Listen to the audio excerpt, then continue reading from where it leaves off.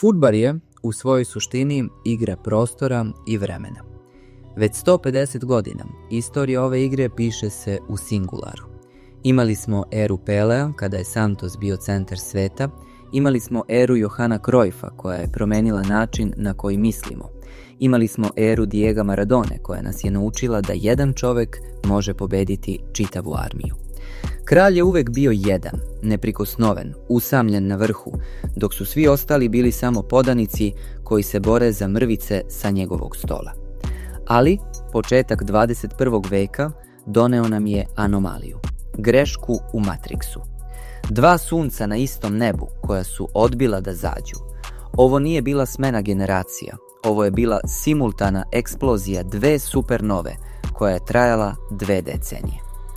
Statistički gledano, ako uzmemo u obzir podatke zaključno sa januarom 2026. godine, svedoci smo fenomena koji prkosi zakonima biologije i verovatnoće.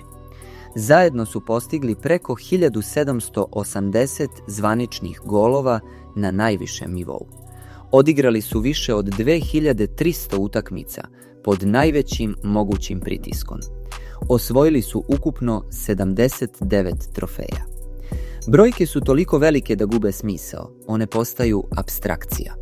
S jedne strane, Lionel Andres Messi, dečak iz Rozarija kome su rekli da je previše mali da bi sanjao, a koji je izrastao u diva čija senka pokriva čitavu planetu.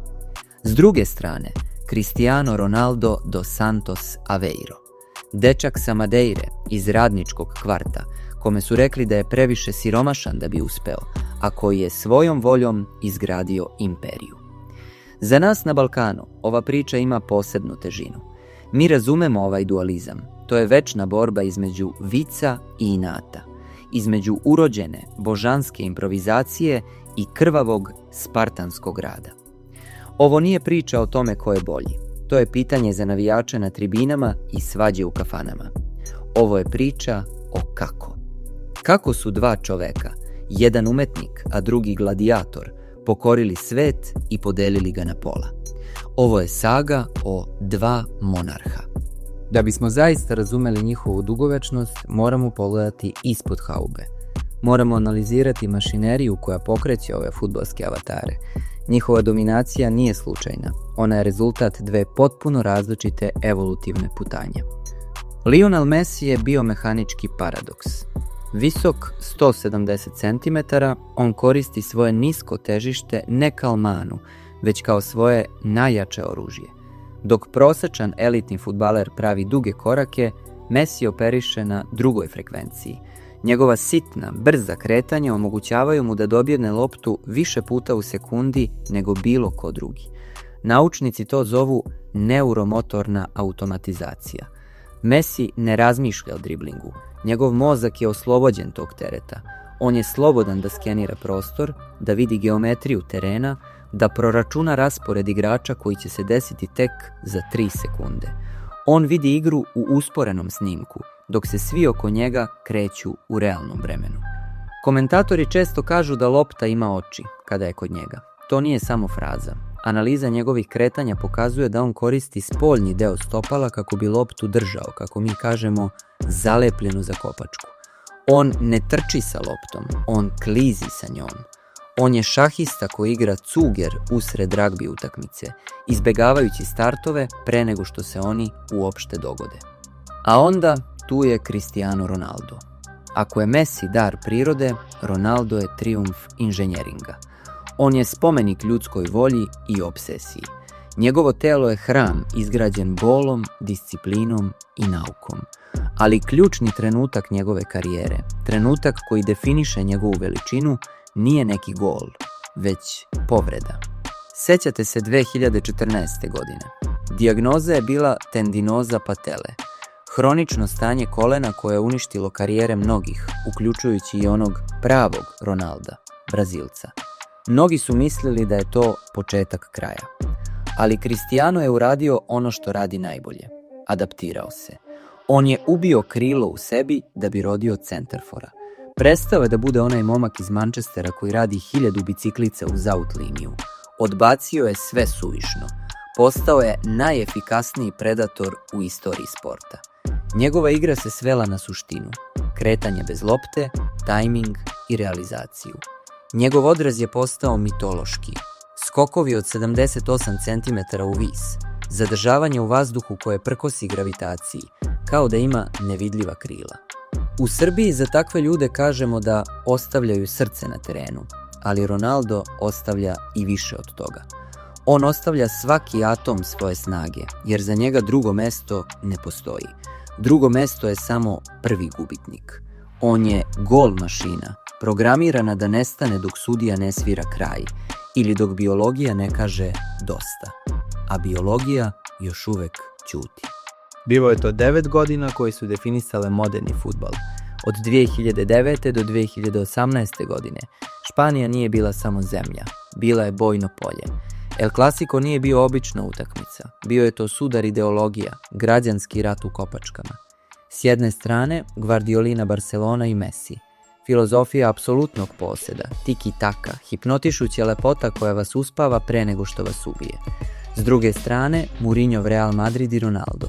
Brutalna efikasnost, kontranapad brži od zvuka, teški metal fudbal. Statistički gledano, sezona 2011 do 2012 ostaje neponovljiva anomalija u istoriji sporta. Messi postiže 50 golova u ligi, 50. Ronaldo odgovara sa 46. To su brojke koje smo do tada vidjeli samo u videoigricama. Ali nije stvar bila samo u golovima.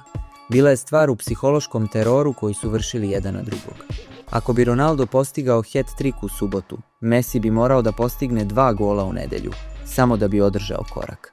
Sećate li se finala Kupa kralja na Mestalji? Produžeci, umor lomi i najjače, Di Maria centrira, a Ronaldo skače.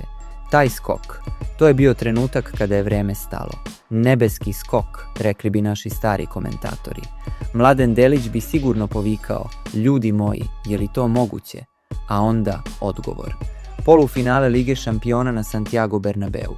Messi uzima loptu na sredini terena. Busquets mu je samo ostavlja, kao da mu predaje štafetu. I kreće slalom. Prolazi pored Lasa Diare, pored Serhija Ramosa, pored Marcela. Prolazi kroz odbranu Reala kao kroz sir. To je bio dribling na petoparcu u svom najsavršenijem obliku. U tom trenutku on nije bio fudbaler, bio je duh, neuhvatljiv. Mourinho je tada rekao, jedini način da zaustavite Messija je da ga ne pustite da primi loptu. Ali u toj eri oni nisu igrali fudbal. Oni su igrali tenis loptom, prebacujući pritisak sa jedne na drugu stranu mreže, dok je ceo svet gledao u neverici. Ronaldo je arhetip radnika. Njegova mentalna snaga je zastrašujuća. On se ne plaši zvižduka, on ih traži. Kada ceo stadion navija protiv njega, on raste. On se hrani tom negativnom energijom. Setite se one noći protiv Wolfsburga. Real gubi 2-0 iz prve utakmice. Trebaju im 3 gola. Ronaldo pre utakmice kaže saigračima, ja ću to rešiti. I rešio je. 3 gola. Hat-trick. To je ono što mi zovemo inat. To je odbijanje da se prihvati poraz iz čistog prkosa. To je rešetanje mreže bez milosti. Messi je s druge strane umetnik. Ali umetnici su često neshvaćeni. Godinama su ga u Argentini kritikovali. Govorili su da nema dušu vođe, da je Katalonac, da nije Maradona. Govorili su da mu fali ta vatrenost. Ali 2022. godina, Katar. To nije bio samo turnir. To je bio krstaški rat jednog čoveka protiv istorije i sopstvenih demona. Vidjeli smo drugačijeg Messija, ljutog, prkosnog. Messija koji viče na protivnike, koji stavlja ruke na uši pred Fangalom. To je bio Messi koji je nosio teret nacije od 45 miliona ljudi na svojim leđima. U tom finalu, najluđem finalu svih vremena, on nije odustao ni kada je Mbappe izjednačio, ni kada je delovalo da se svet ruši. Kada je podigao taj zlatni pehar, pravda je, poetski rečeno, bila zadovoljena. Fudbalski bogovi su sišli na zemlju, od prašine Rosarija do krova sveta. Mnogi su tada rekli, gotovo je, debata je završena. Messi ima ono što Ronaldo nema, zlatnu boginju, ali priča, kako ćemo vidjeti, ima još jedan, posljednji, neočekivani čin. Mislili smo da je kraj kada su napustili Evropu. Mislili smo da idu u penziju, u zaborav, da uzmu novac i nestanu. Kako smo se samo prevarili. Godina 2025 nam je pokazala da klasa ne poznaje geografiju i da šampioni ne umiru tiho. Pogledajte Lionela Messija. sa 38 godina, u dresu Intera iz Majamija. Mnogi su rekli, to je samo MLS, to je rekreacija, ali Messi ne zna za rekreaciju. U sezoni 2025. on se transformisao još jednom. On više ne trči kao nekad. On sada hoda. On šeta terenom kao general koji nadgleda bojno polje. Postao je quarterback u kopačkama. Brojke iz 2025. su zapanjujuće. 46 golova i 28 asistencija. Ukupno 74 direktna učešća u golovima u svojoj 38. godini života. Osvajanje MLS kupa nije bio samo sportski uspeh. Bila je to kulturna revolucija u Americi. On je podučavao saigrače na terenu, crtao im putanje, delio lopte koje imaju oči, cepao odbrane pasovima od 40 metara, a onda se ušetao u gol.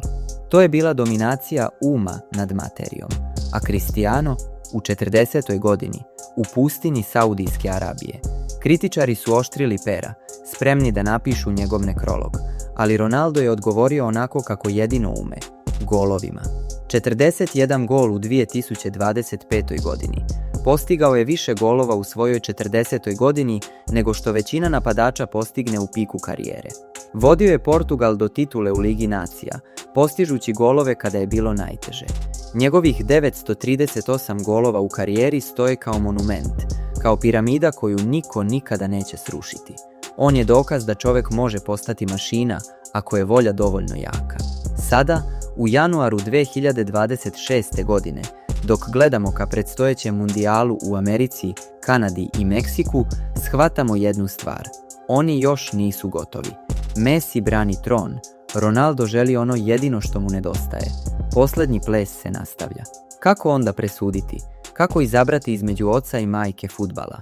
Ako tražite savršenog atletu, nesalomivog duha, čoveka koji je dokazao da se radom može nadmašiti talenat, čoveka koji je grom iz vedra neba i koji skače do oblaka, vaš kralj je Cristiano Ronaldo.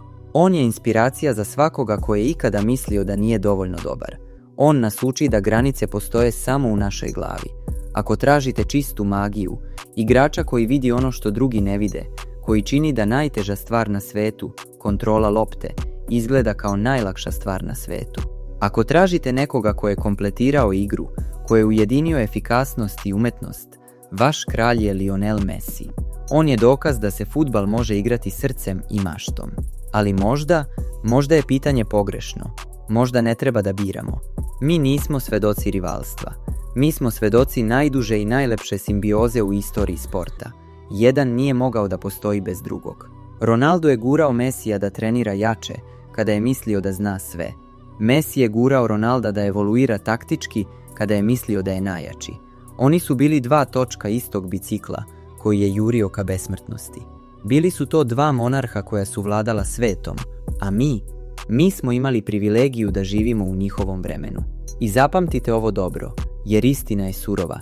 Kada oni okače kopačke o klin, fudbal više nikada, ali baš nikada, neće biti isti. Lopta će se i dalje kotrljati, novi klinci će dolaziti, ali ta vrsta magije, taj intenzitet, taj sukob bogova, to se dešava jednom u večnosti.